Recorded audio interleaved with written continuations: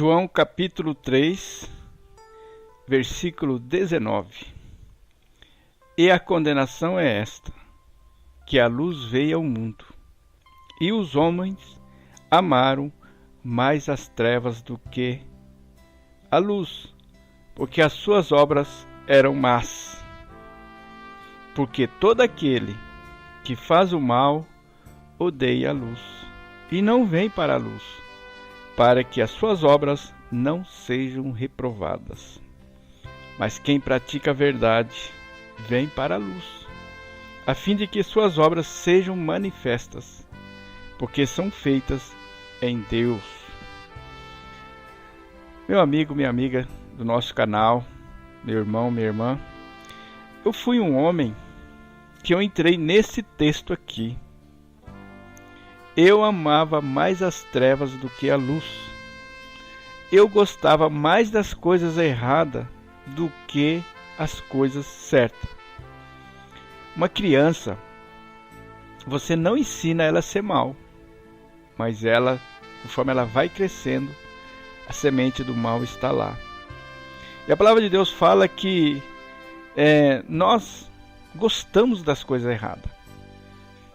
Eu mesmo ficava pensando, nossa, como eu gosto de coisa enrolada. Como eu gosto de coisa que vai complicar a vida minha e dos outros. Eu ficava pensando nisso. E você já deve ter conhecido alguém, você mesmo. Você vive se metendo em complicações. Você faz coisa que não deve, depois vai trazer consequências graves para a sua vida. Por quê? Porque você ama mais as trevas do que a luz. Eu passei muitos anos da minha vida amando as trevas.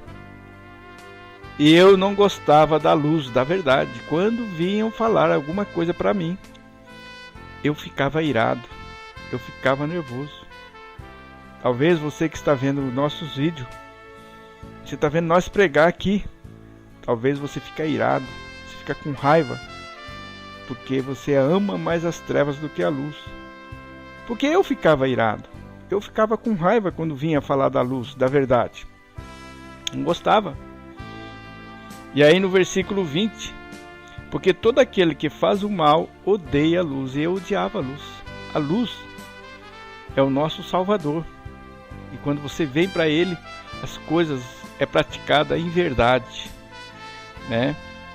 E não vem para a luz porque as suas obras, para que suas obras não sejam reprovadas. Tudo que eu fazia, muitas coisas da minha vida eram reprovadas. Eu era ovelha negra da minha família. Tanto ela era ovelha negra da minha família que eu não tinha muito contato com eles. Uma boa parte da minha vida eu não tinha contato porque eles iam falar daquilo que eu não queria que eles falassem. E assim pode ser com você. Pode ser, nesse momento você está fazendo coisa e não gosta que as pessoas falem, né? Não gosta que as suas obras sejam reprovadas. Mas quando eu me converti, hoje a minha vida é feita às claras. A minha vida eu não tenho nada que esconder. E eu vivia escondendo muita coisa. Vivia escondendo, eu escondia mesmo, né? Porque quando nós gostamos das trevas, na palavra de Deus fala treva, é que nós gostamos de fazer as coisas escondido, para que não venha a público. Então a condenação é esta, que nós amamos as trevas, né? Por isso que a palavra de Deus diz aqui no livro de João, capítulo 3, versículo 17. Porque Deus enviou seu Filho ao mundo, não para que condenasse o mundo, mas para que o mundo fosse salvo por ele, né? Mas eu preciso vir para a luz, porque se eu não vier para a luz, eu vou ser condenado. Por isso que a palavra de Deus diz aqui no versículo 36, aquele que crê no Filho tem a vida eterna. Quando a palavra fala crer, é quando eu executo a luz na minha vida, quando eu pratico. Mas aquele que não crê no Filho não verá a vida, mas a ira de Deus sobre ele permanece. Então, se você está fazendo coisa errada, está fazendo coisa que a luz reprova, você vai entrar nesse texto aqui, do versículo 36 do capítulo 3. Mas aquele que não crê no Filho não verá a vida, mas a ira de Deus paira sobre ele. E tem pessoas que quando você chama para se converter, mudar de vida, elas é tomada por uma raiva, por uma ira tão grande, elas preferem se autodestruir. Eu, na minha caminhada, amando as trevas, eu estava me autodestruindo e destruía quem estava próximo de mim também. Por isso que há necessidade de cada um de nós vir à luz, né? Porque no versículo 15 está dizendo assim: para que todo aquele que nele crê não pereça, mas tenha a vida eterna. E nós gostamos de culpar as pessoas pelos nossos infortúnios. Nós gostamos de fazer como Adão. Ah, foi a mulher que o Senhor me deu. E a mulher, foi a serpente. Nós sempre os lançamos desculpas. Eu sempre lançava desculpa na minha família. Fui criado sem pai, sem mãe. Fulano fez isso, fulano fez aquilo, por isso que eu tenho esse gênio ruim. A gente tem essa mania de falar isso. Mas a palavra de Deus que cada um de nós vamos prestar conta a Deus. Certa vez, uma ilustração. Certa vez tinha, naquela época da escravidão, tinha um servo e tinha um senhor. E aí aquele servo estava rachando lenha lá no terreiro. Aí aquele senhor falou para ele, viu ele murmurando: se Adão e Eva não tivessem pecado, eu não seria escravo.